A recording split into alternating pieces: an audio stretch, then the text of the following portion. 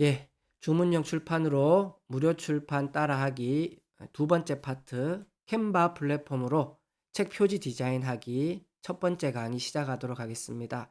이미 첫 번째 파트였던 한글 프로그램으로 내지 디자인하기 들으신 분은 이미 쭉 이어오셨기 때문에 제가 따로 오리엔테이션을 할 필요가 없겠지만 두 번째 파트만 펀딩 참여하신 분은 또 저를 처음 보고 이 내용에 대한 오리엔테이션을 약간 또 해야 될 것 같아요. 그래서 파트 1을 들으신 분은 조금 중복되더라도 또 들어주시면 좋을 것 같습니다. 아니면 뒤로 바로 넘어가셔도 되고요. 여러분 주문형 출판으로 무료 출판 따라하기는 전체 강의가 세 파트로 나눠져 있습니다. 첫 번째 파트는 한글 프로그램으로 내지 디자인하기, 그리고 두 번째 파트가 지금 여러분들이 들으시는 캔바 플랫폼으로 책 표지 디자인하기, 그리고 세 번째 파트는 북크크 플랫폼으로 책 출판하기로 연결이 되어 있습니다.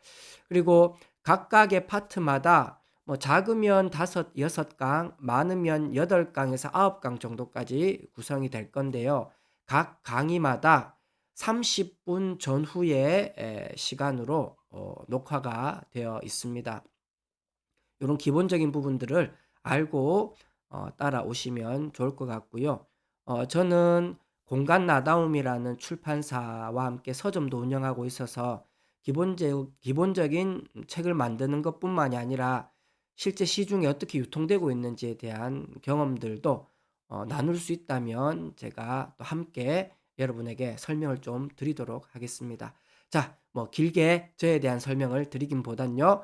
실제적인 캔바에 대한 이해로 좀 들어가죠. 여러분, 캔바에 대한 설명을 들으시려면요. 일단 책 표지가 어떻게 구성되어 있는지를 아셔야 돼요. 이미 파트 1에서 한글 프로그램으로 내지 디자인하기를 들으신 분은 판형에 대한 이해를 이미 하고 계십니다. 여러분, 그러나 이거 중복되는 거라고 넘어가시면 안 돼요. 지금 제가 얘기하는 부분은 절대 중복되지 않는 부분을 지금 설명드릴 겁니다. 에이, 1강이 아니 파트 1에도 판형에 대한 이해가 있었는데 2강도 똑같네, 뭐 뒤에 캔바 이야기만 들어야지. 아니요, 여러분, 지금부터 끝까지 들으셔야 돼요. 예, 끝까지 에, 넘어가지 마시고 왜 이게 중요한지 설명을 드리도록 하겠습니다. 자, 여러분, 판형이 뭐냐? 판형은 책, 인쇄물의 규격, 사이즈를 판형이라고 얘기합니다. 이 판형은 일반적으로 크게 4개의 판형이 있어요. 이 4개의 판형은 표준입니다. 어떤 출판사나 어떤 인쇄소도 이 같은 판형이면 같은 사이즈예요. 물론 책을 만들다 보면 1mm, 2mm 오차는 있습니다. 그래서 여러분 서점이나 도서관 서가에 보시면 똑같은 칼로 재듯이 똑같은 크기의 책이 아니에요. 같은 판형이라도. 그러나 판형은 표준으로 정해져 있어요. 물론 이 4개 판형보다 더 크고 더 작은 책들도 있긴 있지만 일반적인 출판물들은 이 4개의 판형 중에 하나다. 그리고 이 4개의 판형은 북크크에서는 요 4개 판형으로만 책을 만들어 줘요. 다른 판형으로는 책을 만들어 주지 않습니다. 그래서 내지를 편집할 때도 이 판형에 맞는 원고 사이즈로 내지 편집을 해야 돼요. 이미 파트 1을 들으신 분들은 이해하실 겁니다. 자, 그러면 내지뿐만 아니라 책 표지도 당연히, 그죠? 이 정해져 있는 판형에 따라서 책 표지를 만들어야 돼요. 내지를 이 판형에 의해 만들었다면 똑같이 내지를 둘러싸는 표지도 이 판형과 동일하게 만들어야 되죠. 그래서 판형이 중요한 겁니다. 내 마음대로 책 표지를 만드는 것이 아니라 이미 정해져 있는 규격 안에서 책을 만들어야 된다는 거예요, 책 표지를. 자, 판형은 크게 4가지가 있다. 가장 작은 사이즈의 판형이 B6, 판형 명칭은 46판이라 부릅니다. 가로 127mm, 세로 188mm로 여러분 시중에 가시면 시집 있죠, 시집. 시집이 바로 이 B6 판형이에요. 그 다음에 A5 판형, 국판이라 부릅니다. 가로 148, 세로 210mm입니다. 그리고 B5 판형은 46 배판이라고 불리고 182에 257mm입니다. A5 판형은 설명 안 드렸는데 우리가 시중에서 볼 수 있는 가장 많은 단행본들 있죠. 일반 소설책들 이런 책들이 다 A5예요. 여러분들이 시중에서 가장 흔하게 볼 수 있는 책이 바로 이 판형입니다. 그다음에 B5 판형은요. 지금 여러분들이 보고 계시는 그죠? 이 전자책 크기. 저는 책으로 이미 만들어서 가지고 있다. 북쿠크를 통해서 소장본을 만들었습니다. 저는 전자책뿐만 아니라 종이책으로도 만들어서 시중에 판매를 할 거거든요. 그래서 A5 판형보다 조금 더 큰 판형이 B5 판형이고 여러분들 대학 교재, 잡지, 문제지, 그죠? 요런 크기들이 다 B5 판형이에요. 그리고 제일 큰 판형이 A4 판형입니다. 여러분 A4 판형은 국배판이라고 부르기도 하고요. 210에 297mm로 여러분 시중에 가면 가장 큰 사이즈의 잡지들 있죠. 그게 다 이 A4 판형이에요. 여러분들이 시중에서 접할 수 있는 가장 큰 크기라고 보시면 돼요. 물론 이것보다 큰 책도 있긴 있습니다만 일반적으로 우리가 두고 봤을 때 A4 판형이 가장 큰 사이즈의 책 일반적인 책 크기다라고 보시면 될 것 같습니다. 자, 그렇다면 지금 제가 이걸 왜 설명을 드렸느냐? 지금 여기서 말하는 이 크기 있죠? 이 크기는 뭐의 크기입니까? 실제 종이책으로 만들었을 때 이 그죠? 표지, 앞 표지의 크기이자 뒷 표지의 크기예요. 그런데 여러분 책 표지를 만들 때나 책 내지를 만들 때나 마지막으로 만들 이 책의 사이즈 그대로 세팅해서 만들진 않습니다. 여러분, 여러분이 실제 책을 인쇄하고 제본하는 곳에 가보시면 본 적 있는지 모르겠어요. 내지도 그렇고 표지도 그렇고, 그죠?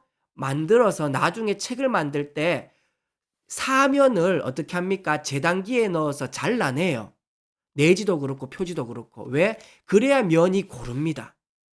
면을 고르게 하기 위해서 잘라내기 때문에 재단되어서 잘려나갈 부분까지 더 감안해서 책 표지 크기를 세팅해 주셔야 돼요. 그래서 실제 책을 만들면 표지 크기가 요 표지 크기지만 얘보다 뭐 몇 미리씩 사방 여백을 더 줘야 재단돼서 잘려나갈 부분들을 그죠? 포함시켜서 제대로 책을 만들 수 있다. 그 얘기가 지금 여백을 상하좌우 3mm씩 준다. 이미 한글 프로그램으로 내지 편집하기라는 파트 1을 들으신 분이 이게 무슨 말인지 아실 거예요. 책 표지도 동일하게 잘려 나간다. 이걸 감안하고 세팅을 해야 된다. 그래서 지금 요 밑에 요 이미지 있죠. 여러분 이거 잊어먹으시면 안 돼요. 책 표지 디자인할 때 항상 이게 머릿속에 들어와 있어야 됩니다. 여러분 책 표지 디자인이라 얘기하니까 앞 표지 따로, 뒷 표지 따로, 뭐 이 부분 따로, 이 부분 따로 다 따로따로 디자인해서 붙이는 게 아니에요. 통으로 한 통으로 놓고 디자인합니다. 여러분 이게 바로 한 통으로 연결된 디자인이에요. 자, 이것을 이해하기 위해서는 일반적인 종이책의 구성 요소를 아셔야 됩니다. 책 표지와 관련해서 여러분 앞에 있는 게 이게 앞 표지, 뒤에 있는 것은요 뒷 표지. 그다음 제본되는 이 딱딱한 부분은 뭐라고 합니까? 책 등이라고 합니다. 책 등. 그다음에 책 등 맞은편에 있는 이 부분은요 등의 반대 부분이니까 뭡니까? 배라고 얘기해요. 책 배. 그죠? 그러면 그럼 또 있죠. 뭐 앞 표지에 연결되어 있는 이렇게 그죠? 이렇게 연결되어서 튀어나오는 이 부분 안에 말려 들어가 있죠. 보통 이 부분을 날개라고 얘기해. 책 날개. 앞 표지 책 날개. 그 다음 뒤에도요. 뒤 표지 책 날개가 있어요. 그죠? 주로 앞 표지 책 날개에는 저자 소개가 들어가 있고 뒤 표지 책 날개에는 그 책과 관련한 핵심 내용 또는 그 출판사가 기존에 출판했던 책 리스트들이 실려 있습니다. 그래서 여러분 종이책을 펼쳐보시면 그죠? 보이시는지 모르겠는데 찢어지겠다. 이렇게 되는 거예요. 이렇게. 이걸 통으로 여러분이 디자인을 하셔야 돼요. 따로따로 디자인하는 게 아니라 이겁니다. 제가 나중에 샘플로 만든 요 표지만 펼쳐서 여러분에게 보여드릴 거예요. 제가 샘플로 여러 개를 만들어 뒀거든요. 그래서 이 방식으로 여러분이 표지를 디자인해야 된다입니다. 어, 디자인해야 된다 이겁니다. 자, 그러면 이 부분을 알고 지금 이 이미지를 한번 보세요. 자, 가운데가 뭡니까? 책 등입니다. 그죠? 그 다음에 왼쪽이 뒷표지예요. 제가 학생들 가르치다 보면 여기에 앞표지를 디자인하는 학생들이 제법 됩니다. 얘를 접으면 그렇죠. 오른쪽이 책 표지가 와야 되죠. 앞표지가. 왼쪽은요 뒷표지. 뒷표지와 연결된 이 부분이 뒷표지 책 날개. 그죠? 앞표지와 연결된 이 부분은요 앞표지 책 날개입니다. 북크크 같은 북크크 플랫폼으로 우리가 책을 만들 거잖아요. 그러면 북크크 같은 경우에는 이 책 날개는 100mm, 즉 10cm로 딱 정해져 있어요. 이 날개는. 그래서 뒷표지 책 날개도 100mm, 앞표지 책 날개도 100mm가 이미 딱 세팅되어 있는 거예요.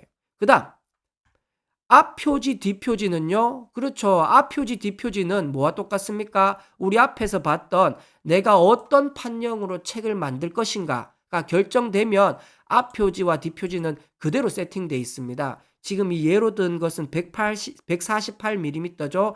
148mm면 요거죠. 지금 요 A5 국판 요 녀석을 지금 예로 들어서 설명드리는 거예요. 그래서 가로 148, 앞표지도 148, 뒷표지도 가로 148이어야 되죠. 그래야 앞뒤가 똑같은 사이즈의 책이 되죠. 이거 당연한 거예요. 그 다음에는요, 세로는 얘 210mm죠. 그래서 보시면 여기서 여기까지 210인 거예요. 자, 그 다음 이 책 등 있죠. 책 등 이거 굉장히 중요합니다. 이거 잘못 세팅하면 제목이 한쪽으로 막 밀리고 앞표지로 넘어가고 이렇게 돼요. 이 책등의 두께 이걸 어떻게 정하느냐? 책등의 두께는 페이지 수에 따라 달라집니다. 당연하죠. 페이지 수에 따라 들어가는 종이 양이 달라지기 때문에 책등은 페이지 수에 따라 줄어들었다가 늘어났다가 하는 거예요. 그래서 이 책등 부분은 뒤에 가서 캔바로 직접 우리가 만들 때 제가 설명을 드릴 겁니다. 얘는 고정된 값이 아니야. 페이지 수에 따라 줄었다, 늘어났다 한다. 자, 그러면 실제 책을 만들 때 책 표지는요. 요 주황선으로 돼 있는 주황색 선으로 돼 있는 요 란이 실제 책을 만들 때 책 표지예요. 그런데 제가 앞에서 말했습니까? 재단대에서 잘려나갈 것 부분인 상하 좌우 여백 3mm씩 더 둔다고 했죠. 왜? 책 만들 때 면을 고르게 하기 위해서 잘라낸다 이거예요. 사방 3mm씩. 그걸 책 표지 디자인할 때도 포함시켜야 되는 거예요. 그래서 위에도 3mm 더 추가, 밑에도 3mm 더 추가, 오른쪽도 3mm, 왼쪽도 3mm를 더 추가하는 거예요. 그래서 실제로는 이 가로 길이를 더할 때 날개, 뒷표지 날개, 뒷표지 책등, 앞표지 책날개 다 더한 다음에 그죠? 오른쪽 왼쪽 3mm 3mm씩을 또 더 더해야지 전체 가로 길이가 나와요. 책 표지 디자인할 때. 그죠? 그다음 세로는 동일하죠. 세로는 요 210mm는 동일해요, 다. 여기에 이제 뭐 위쪽에 3mm, 아래쪽에 3mm. 더 추가해서 총 세로 길이를 세팅하는 거예요. 이렇게 가로, 세로를 세팅해 두고 이제 책 표지를 디자인하셔야 돼요. 그래서 판형이 중요합니다, 여러분. 내가 어떤 판형으로 책을 만들까를 제일 먼저 결정하셔야 돼요. 책 표지 디자인하는데 처음에는 A5 국판으로 나는 디자인하다가 안 되겠다. 바꿔야겠다. 더 크게 B5로 바꿔야지. 이러면요. 다 변경해야 돼요. 그리고 이것만 변경합니까? 뭐도 변경해야 됩니까? 내지 크기도 다 변경해야 돼요. 책을 그래 만들면 안 됩니다, 여러분. 제가 파트 1에서도 말씀드렸죠. 한글 프로그램 편집하는 부분에서도.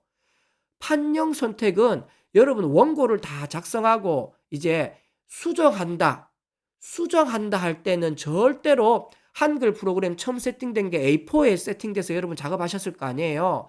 이제 수정할 때는 거기서 작업하시면 안 돼요. 어디? 판형, 내가 책을 만든 판형의 틀로 옮겨서 거기서 작업하셔야 돼요. 제가 말씀드렸잖아요. 북크크에서 제공하는 이 원고 틀이 있다고. 거기에 앉혀 놓고 내지 편집을 하시듯이 책 표지도 제일 먼저 뭐 판형 선택을 먼저 하셔야 된다.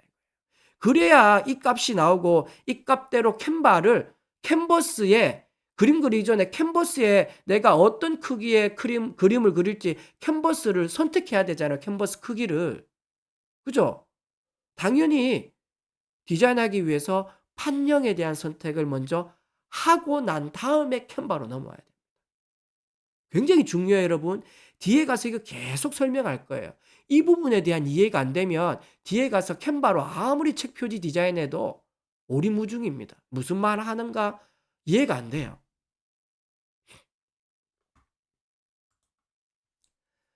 예, 자, 그다음 RGB와 CMYK라는 어떤 분은 들어보셨을 명칭인데 어떤 분은 처음 본 예, 이 영문들의 조합일 거예요. 영어 알파벳에.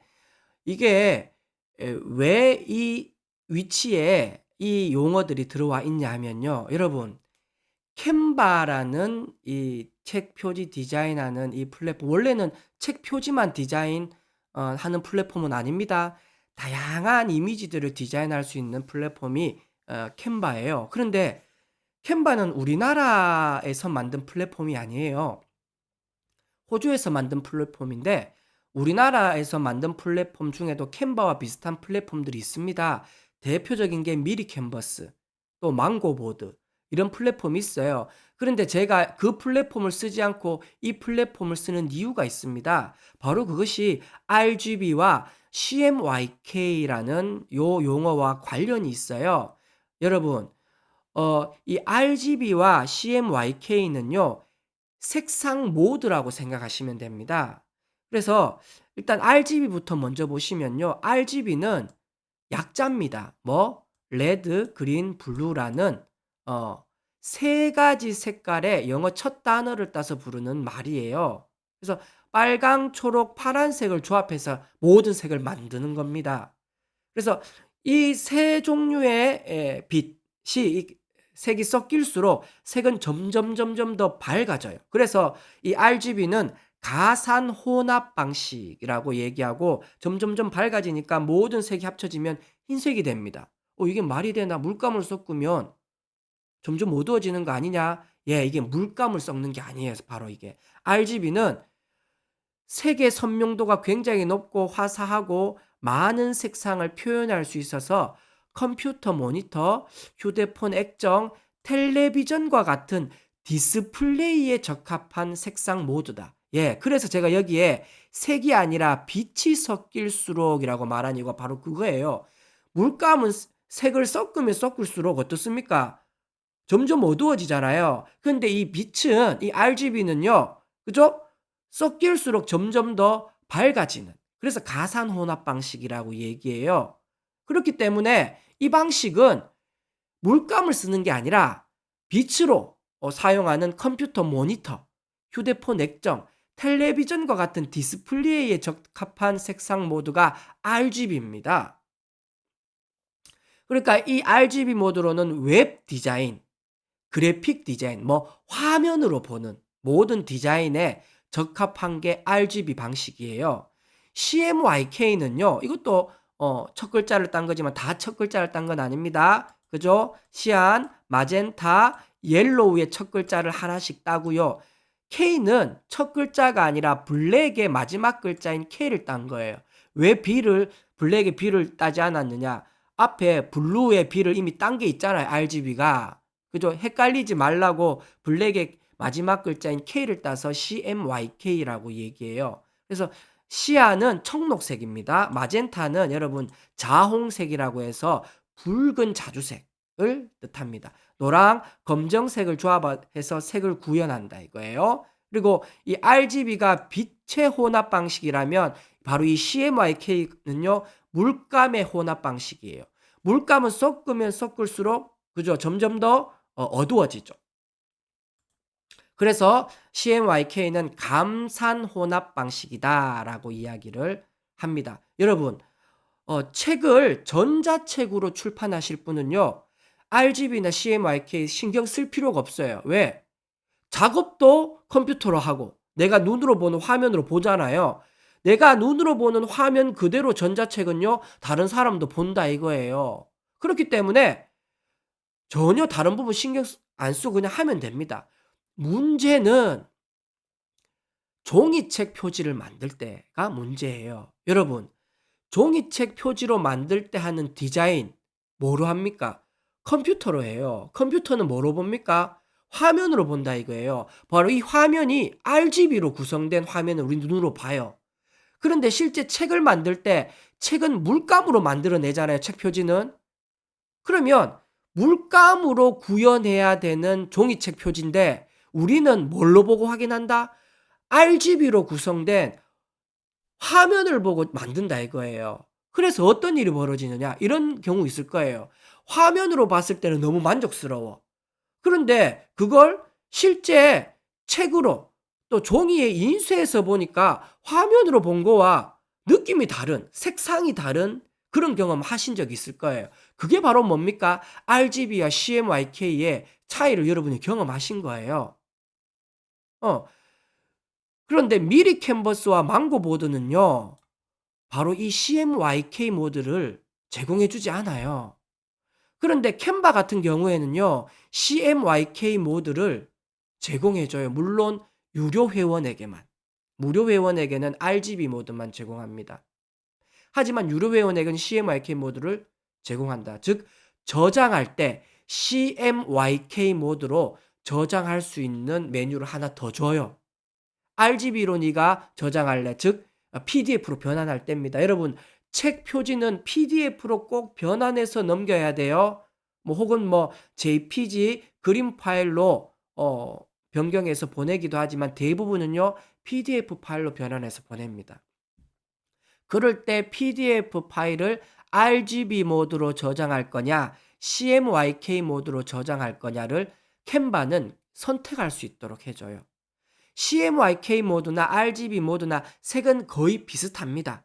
하지만 내가 종이로 출력했을 때 내 눈으로 화면으로 볼 때의 색감과 실제 종이로 출력했을 때 색감 차이를 조금 더 줄이기 위해서는 RGB가 아니라 뭐 CMYK 모드로 저장하는 게 실제 화면으로 본 것과 종이로 출력했을 때의 색감의 차이를 좀 줄일 수 있어요. 캔바는 이것을 제공한다 이거예요. 캔바는. 그래서 여러분 포토샵 같은 거 할 때도 이미지 파일로 저장할 때 꼭 뭘로 바꿔서 저장하랍니까? RGB가 아닌 뭐 CMYK 모드로 변환해서 저장하라고 하잖아요. 종이로 출력할 것은 인쇄물로 뽑을 것은 RGB가 아니라 CMYK로 저장해라라고 얘기하잖아요. 왜? 그래야 화면으로 보는 것과 실제 종이로 출력했을 때 인쇄했을 때 색감 차이를 줄일 수 있다 이거예요. 여러분 이걸 이해하고 넘어가셔야 돼요. 나중에 이걸 모르고 출력했는데 인쇄했는데 색감이 왜 이래 다르지 화면으로 보는 것과 바로 그 차이입니다. 화면은 RGB야. 인쇄는요 물감을 쓰니까 CMYK로 나오는 거예요. 여러분 RGB 모드로 저장해도 뭐 크게 이상하진 않습니다. 하지만 좀 정확하게 내 눈에 보이는 대로 뽑아내려면 CMYK로 변경해야 된다. 근데 여러분 나는 캔바 유료가 아니고 무료로 쓸 건데 뭐 무료로 사용하실 분은 CMYK 모드는 제공하지 않습니다. RGB만 가능하다. 무료로도 얼마든지 책을 만들 수 있습니다. 이 캔바로. 여러분 제가 책 타이틀에 무료 출판 따라하기라 돼 있어요. 무료라고 해놓고 뭐 또 다 돈 얘기하냐. 유료로 안 해도 무료로도 얼마든지 책 만들 수 있어요. 하지만 RGB와 CMYK 모드에 대한 이해는 여러분 알고 계셔야 한다. 예, 적어도 책 표지 디자인한다 하면. 자, 그 다음 이제 본격적인 캔바 사용법으로 들어갈게요. 여러분, 캔바는 자, 사이트를 제가 보여드리겠습니다. 저는 구글로 검색합니다만 네이버든 다음이든 상관없어요. 그죠? 캔바. 예, 캔바. 우리나라 말로 캔바라 쓰셔도 되고 영어로 캔바, CAN, 그죠? VA라 치셔도 돼요. 바로 제일 상단에 뜬다 이거예요. 그죠? 그러면 이게 메인 페이지입니다.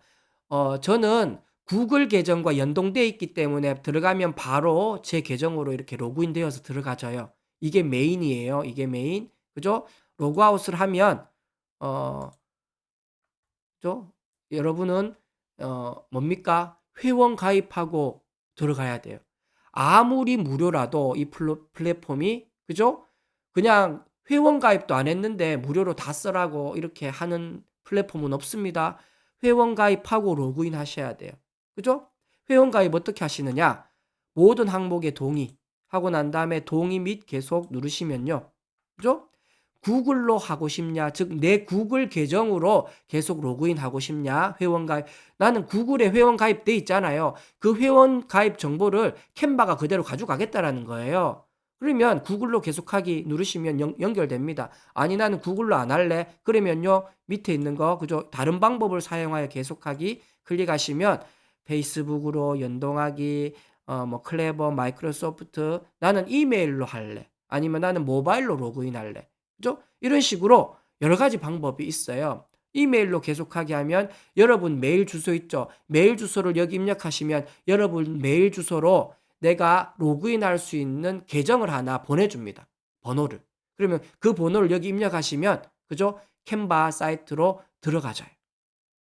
보여드릴게요. 들어간 부분을. 자, 여러분, 저는 네이버 메일 주소를 입력했어요. 그러니까 바로 이렇게 메일이 날아옵니다. 캔바 코드는 709757입니다. 로그인 할 때마다 여러분 이제는 이걸 입력하셔야 돼요. 그래서 귀찮지 않고 가장 좋은 방법은 그냥 구글로 연동해 놓으세요. 그러면 구글에 로그인된 상태면 그냥 캔바 클릭만 해도 계속 연결돼 있어 로그인 돼 있어요. 그런데 메일 주소로 계속 들어가게 하면 들어갈 때마다 계속 메일로 이 번호 받아서 입력해야 돼요. 709757 그죠? 이제 여기 들어가면 코드 입력하라고 하잖아요. 709757 이렇게 하면 알아서 로그인이 됩니다.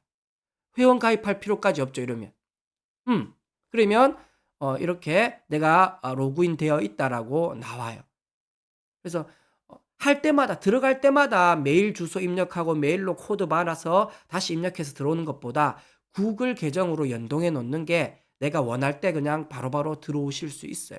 여러분 편한 대로 이것은 활용하시면 됩니다. 바로 이 부분이 회원 가입과 관련한 설명을 드린 거예요. 자, 가입하고 나면 여러분 프로 버전을 30일 동안 무료로 사용해 보라는 창이 열릴 때도 있어요. 안 열릴 때도 있고 이 말은 뭐냐? 무료로 네가 쓸 수 있어. 그런데 더 많은 기능을 사용하고 싶다면 돈을 내고 프로 버전을 사용할 수 있다. 그런데 맛보기로 30일 동안 열어줄게. 사용해보고 괜찮다 싶으면 그 다음 달부터 계산하고 사용하라고 이렇게 안내가 뜹니다.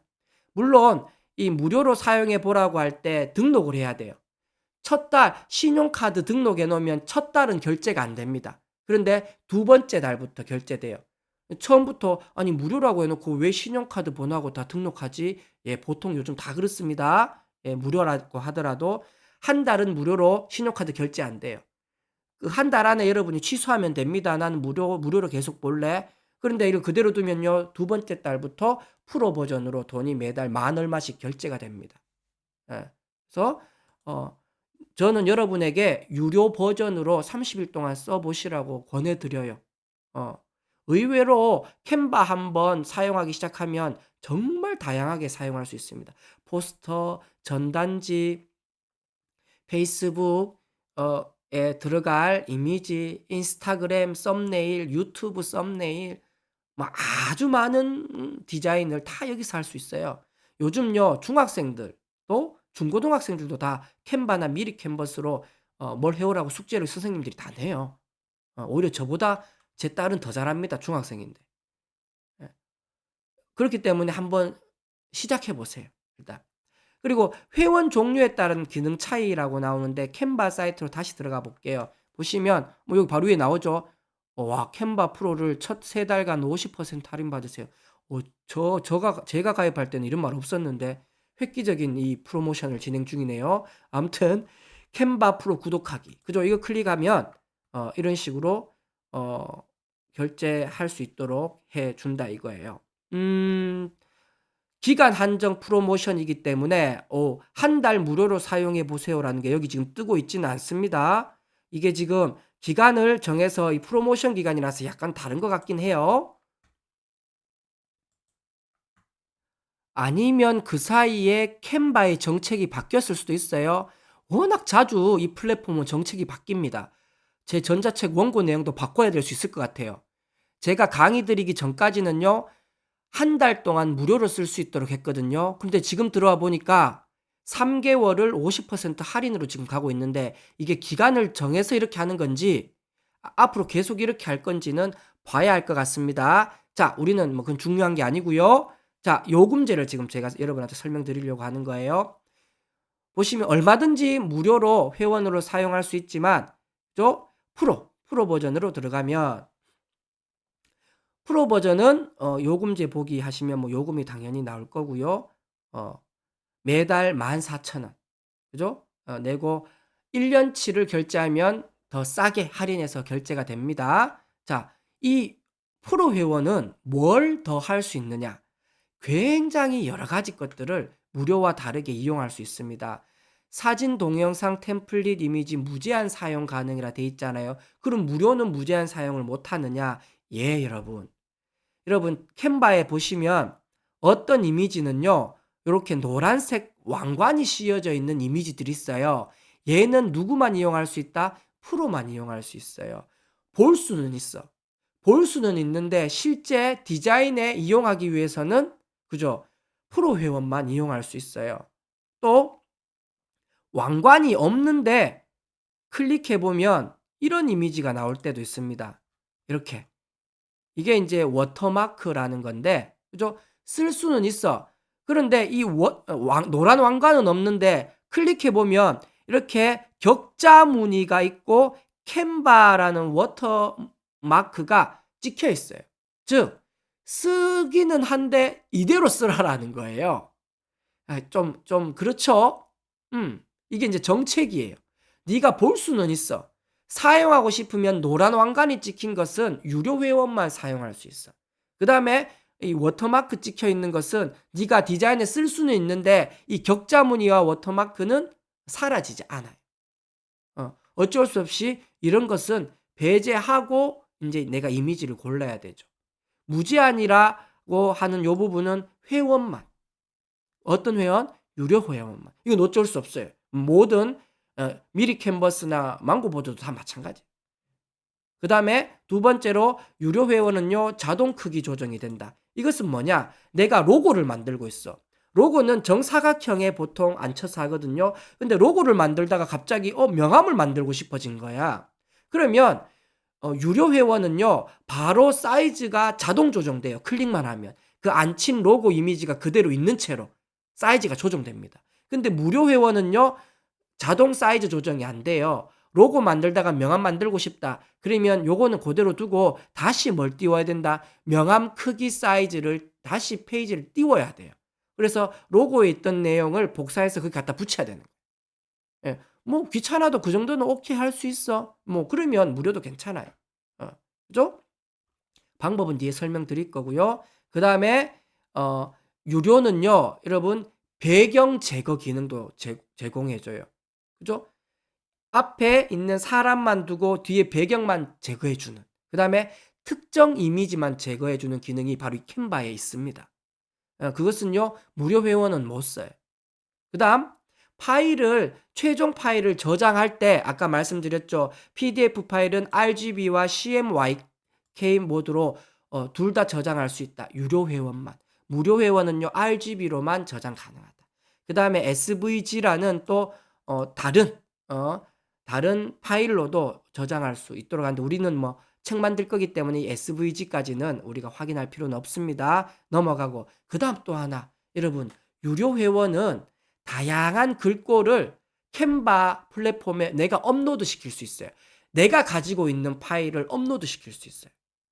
무료 회원은요. 캔바에서도 굉장히 다양한 글꼴을 제공해 줍니다. 다 써도 돼요. 그런데 내가 원하는 글꼴이 캔바에 없을 수 있잖아요. 그러면 내가 다운로드한 서체가 내 컴퓨터에 있으면 그걸 캔바 플랫폼에 업로드 시켜서 캔바 작업할 때도 그 글꼴을 다 쓸 수 있습니다. 무료는요, 이게 안 돼요. 캔바에 있는 글꼴만 쓸 수 있어요. 그죠? 이런 부분들이 바로 유료 회원과 무료 회원의 차이입니다. 이 저작권과 상업적 사용 부분은 뭐 크게 중요한 건 아닌데 뒤에 2강 때 캔바의 이제 본격적인 사용 방법을 제가 설명드릴 때 요 부분 한 번 더 언급하고 제가 이제 본격적인 캔바 이용 방법에 대해서 설명을 들어가도록 하겠습니다. 예. 우리 파트 2 첫 번째 강의 여기서 마치도록 하겠습니다. 여러분 감사합니다.